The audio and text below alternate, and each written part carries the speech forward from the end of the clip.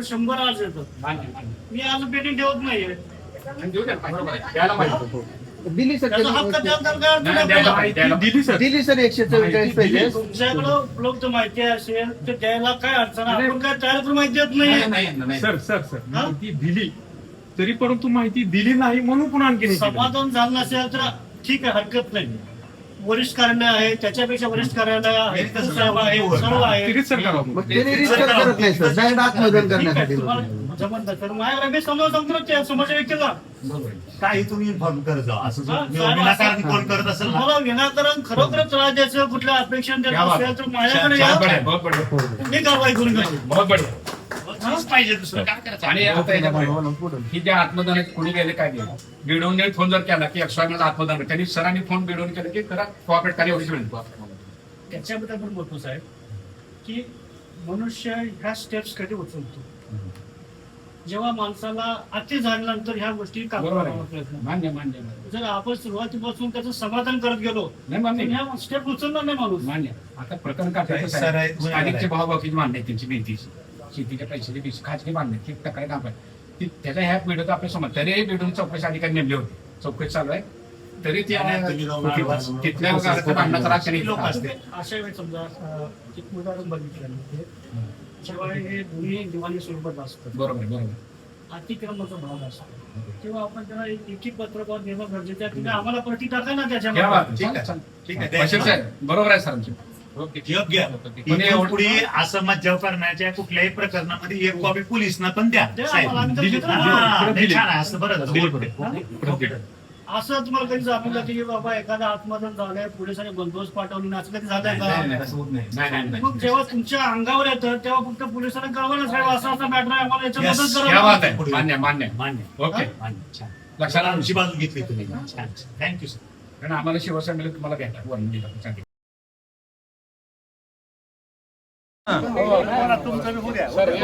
जरा एक साईडला आहे रे कुठं तर सगळे थांबतात तुम्ही म्हणत बॅट देतो. गट विकास कार्यालयामध्ये काही गुड गव्हर्नन्सचं काम कर्मचारी करत असताना जे कोणी अतिशय समाज विघातक कृत्य करणारे काही लोक आहेत, सर्वच तसे लोक नाही आहेत. आम्ही सर्व कर्मचारी, सर्व शिक्षक संघटना असतील, तिथले कर्मचारी असतील, सगळं गुड गव्हर्नन्सचं काम करतायत साहेब. असं करत असताना सुद्धा विनाकारण हॅरेसमेंट करण्याच्या दृष्टीनं वारंवार तीच माहिती मागून ब्लॅकमेलिंग करण्याचे काही प्रकार त्या पंचायत समितीमध्ये झालेले आहेत. त्या अनुषंगाने गट विकास अधिकारी यांच्या खाजगी भांडणं असताना सुद्धा सार्वजनिक हेतू ठेवून सातत्यानं त्यांना त्रास देऊन त्यांच्या केबिनमध्ये जाऊन काही समाजकंटकांनी किंवा काही वाईट लोकांनी त्या ठिकाणी तिथं उद्रेक करण्याचा प्रयत्न केलाय. त्याचा निषेध करण्यासाठी आज सगळे कर्मचारी आम्ही एकत्र होऊन या ठिकाणी आलेलो आहोत. त्या अशा जे समाज विघातक आणि शासकीय कामात अडथळा करणारे जे लोक आहेत त्यांना मज्जाव झाला पाहिजे यासाठी आज सर्व संघटनांनी माननीय उपनिरीक्षक साहेबांना या ठिकाणी आम्ही निवेदन दिलेलं आहे. काही लोक जाणीवपूर्वक जातीचा अॅट्रॉसिटीचा कायद्याचा दाग दाखवून लैंगिक गुन्हे दाखल करण्याचा दाग दाखवून आमच्या माता भगिनींना, शिक्षक कर्मचाऱ्यांना किंवा पंचायत समितीच्या महिला कर्मचाऱ्यांना त्रास देण्याचा प्रयत्न करत आहेत.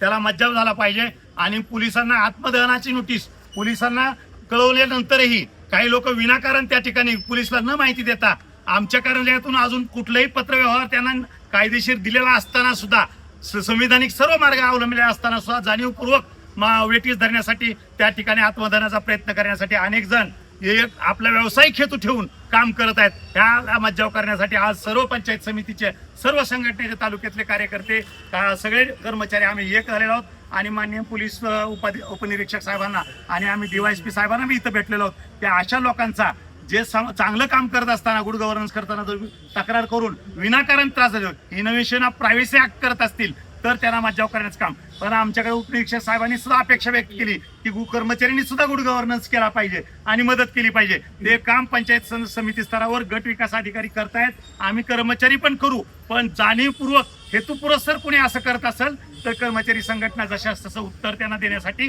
कायदेशीर सर्व मार्ग, संविधानिक मार्ग कळेल यासाठी आम्ही पोलिसांना पण आता भेटलेलो आहोत. साहेबांना आम्ही भेटलो तर आम्ही विनंती केली की अशा लोकांचा बचाव करण्यासाठी त्यांनी संघटनेला आणि कर्मचाऱ्याला अभय द्यावं, संरक्षण द्यावं, एवढ्या विनंतीसाठी आम्ही या ठिकाणी आलेलो आहोत. आणि आमचं निवेदन त्यांनी स्वीकारलेलं आहे.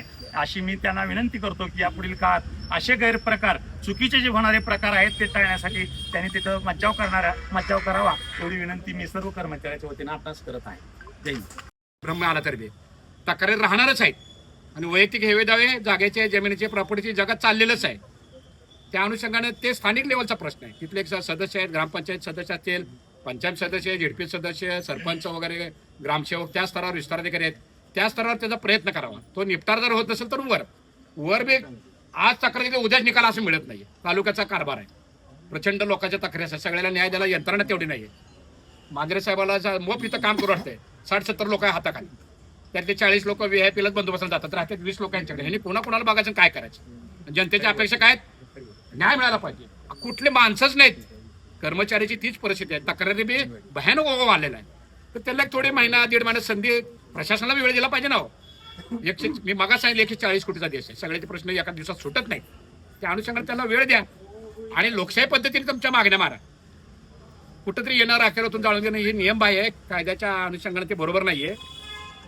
त्याचा विचार जनतेने सुद्धा करावा. इथं बसणाऱ्या लोकांना थोडा वेळ द्यावा. त्या वेळेच्या आधी काम नाही तर माहितीचा अधिकार आहे. माहिती तुम्हाला दिली एखाद्यानं, तुम्हाला समाधान झालं, वर आपल्याला जाता येतं ना, त्याच्यावर आपल्याला जाता येते.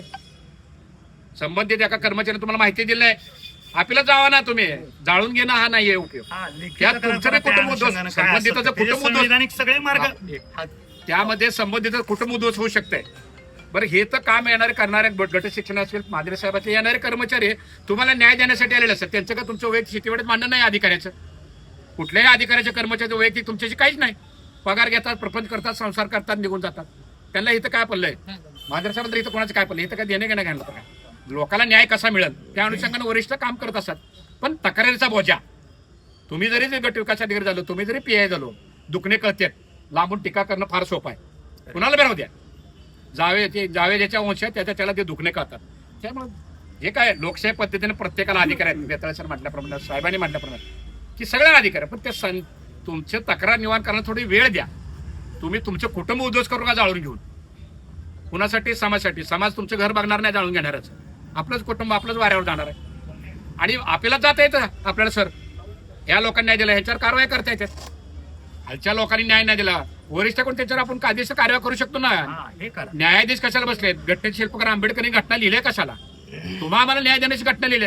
आपण थोडा घटनाचा अभ्यास करू. आपण काय करतो? कुठलं तर टेन्शन असते, रागाच्या भरात काहीतरी करायला जातो आणि काहीतरी वेगळं आपण करायला असं उगाच वाटतं आपल्याला. त्यात आपलं कुटुंब वाऱ्यावर जाते. कुणासाठी करते ते येत नाहीत. सर तुम्ही कुणासाठी कराल ते लोक तुमच्या पाठीमाग उभारत नाहीत, तुमचं कुटुंब वाऱ्यावर जाते. आपण मागणी मागणाऱ्यांनी, आंदोलन करत्यांनी मांजरे साहेबांनी आता सांगितलं कायद्याच्या भाषेत आम्हाला की त्यांना हक्क आहे. तुम्ही तुमचं विवेक कार्य चांगले करा सर म्हणले. तुम्ही चांगलं करताना संबंधाची एक प्रत आम्हाला द्या म्हणजे, आम्ही त्याचा बंदोबस्त करू म्हणजे. तुम्ही जर काम करत नसाल तर मी त्यांच्या ऐकणारच म्हणले. त्यांचंही बरोबर आहे.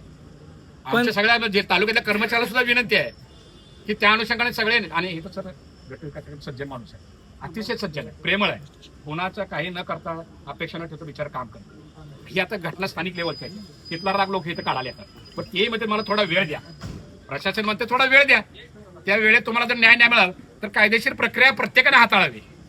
जाळून घेणं हा उपयोग नाहीये.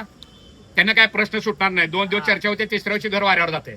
तर अशा आंदोलन करताना टोकं संयमानं कायद्याच्या आधून राहून त्याने बी आंदोलन करावं. देश सगळ्यांचा आहे. हा हे काय कर्मचाऱ्याचा देश नाहीये. हा काय नुसत्या कर्मचाऱ्याचा देश नाहीये, सगळ्यांचा देश आहे. आम्ही पोटावर ठेवतो. तुमचे काम करण्यासाठीच आम्हाला शासनाने नेमलेलं आहे. पण प्रशासकीय अधिकारी सर काय म्हणतो? सर प्रशासकीय अधिकारी प्रत्येक वेळी कामच करत नाहीयेत. दिलेल्या अनेक अर्जानुसार बघा सर, तक्रारी यायचं. सर तुमचा मुद्दा बरोबर आहे. सगळ्यात महत्वाचं याला जबाबदार सर प्रशासकीय अधिकारी बी तेवढेच आहेत ना सर. सर लोकशाही अधिनियम तुम्हाला सांगतो, लोकसेवा हक्क अधिनियम आणि केंद्रीय माहिती अधिकार अधिनियम 2005 त्याच्यामध्ये जे कलम आहेत त्या पुस्तकात तुम्ही परिपूर्ण अभ्यास करा अशी मी एक विनंती करतोय. सर आहे माझा अभ्यास आहे. हो मला बोल द्या, ऐकू द्या. बोला. त्याचा अभ्यास करा आणि त्याच्यामध्ये जर कर्मचारी कुठला शासकीय चुकत असेल तेच शिक्षाची तरतूद आहे, ते शिक्षा हो द्या, ते आम्ही आनंदाने स्वीकारू. पण त्या माहिती अधिकारामध्ये आणि लोकशाही हक्क अधिनियमामध्ये आत्मदहन करावं, उपोषण करावं ते कुठेही नाही आहे. बस एवढंच.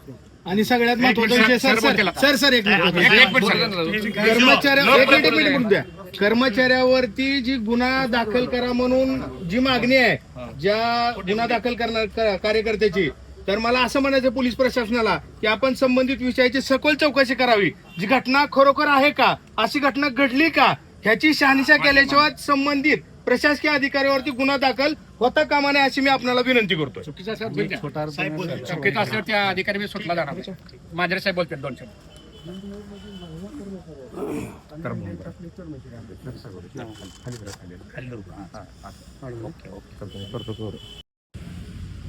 साहित्याचे नुकसान, शासकीय लोकसेवकाला दिलेली धमकी व प्रशासनावर दबावपोटी केल्या जाणाऱ्या खोट्या तक्रारी याविषयी त्यांनी निवेदन दिलेलं आहे. निवेदन प्राप्त झालेलं आहे. जी घटना घडली त्या अनुषंगाने गुन्हा दाखल करण्यात आलेला आहे. जे चूक करतील त्यांच्यावर कारवाई करण्यात येईल.